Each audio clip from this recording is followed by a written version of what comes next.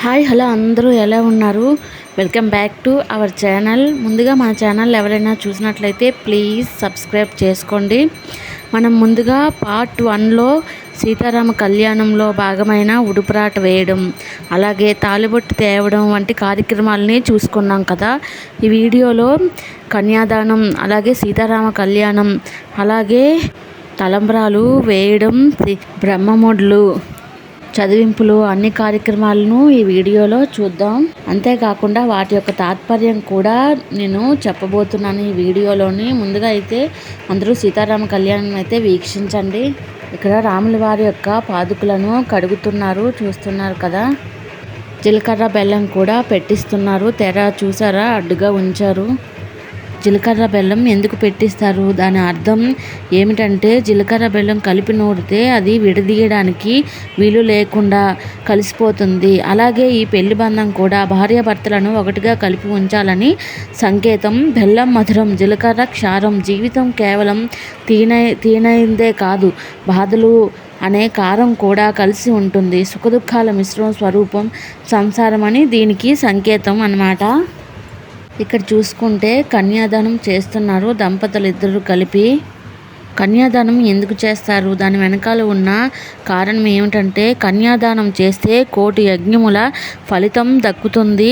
ఒక తండ్రి తన కూతురిని ఒక వ్యక్తికిచ్చి పెళ్లి చేసినప్పుడు, నాయనా నువ్వు విష్ణు స్వరూపుడివి, నా కూతురు లక్ష్మీ స్వరూపం, ఈ స్త్రీని నీ కాళ్ళు కడిగి ఆ నీళ్లు నా నెత్తి మీద చల్లుకొని నీకు దానం చేస్తున్నాను అని సంకల్పం చెప్పి శ్రద్ధతో కన్యాదానం చేస్తే స్వర్గలోక ప్రాప్తి లభిస్తుందని మన శాస్త్రాలైతే చెప్తున్నాయి.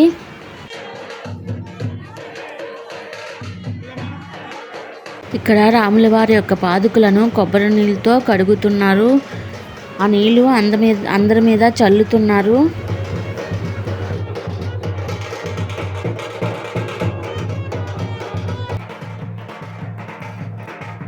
ఇక్కడైతే సీతమ్మ వారి యొక్క తాళిబొట్టుని అందరికీ దర్శింప చేస్తున్నారు. అందరూ కళ్ళుకి హద్దుకుంటున్నారు.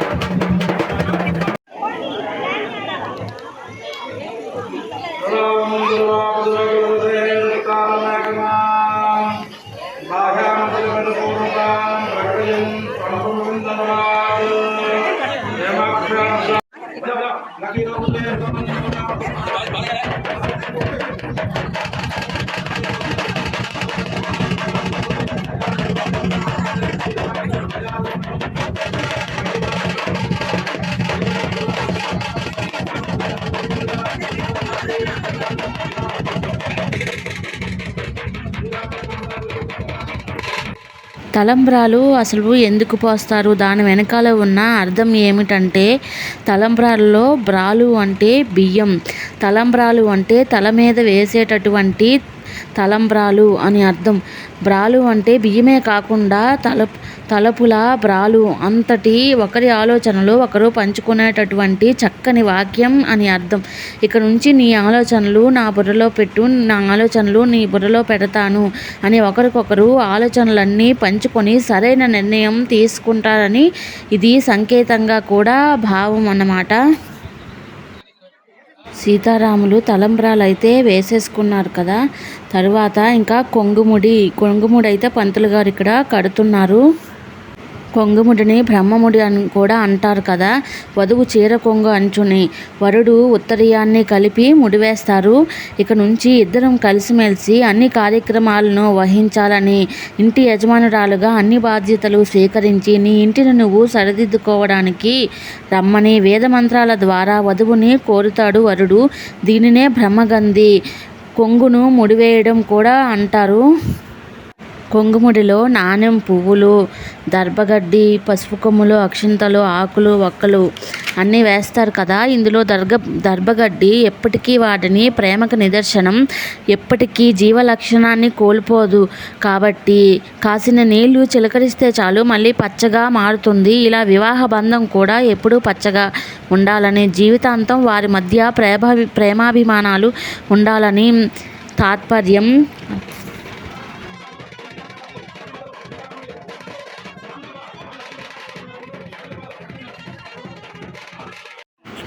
సీతారాముల కళ్యాణం అయితే అయిపోయింది. సీతారాముల కళ్యాణం చూస్తే ఎన్నో జన్మల పుణ్యం కలుగుతుంది కదా. చదివింపులు అయితే అవుతున్నాయి ఇక్కడ, ఎవరికి తోచినంత వారు చదివిస్తున్నారు. అలాగే సీతారాముల వారికి వస్త్రాలు కూడా పెడుతున్నారన్నమాట చాలామంది. ఇక్కడ పళ్ళెం అయితే డబ్బులతో నిండిపోయింది, చూస్తున్నారు కదా. మేమైతే లెక్కిస్తున్నాము డబ్బుల్ని.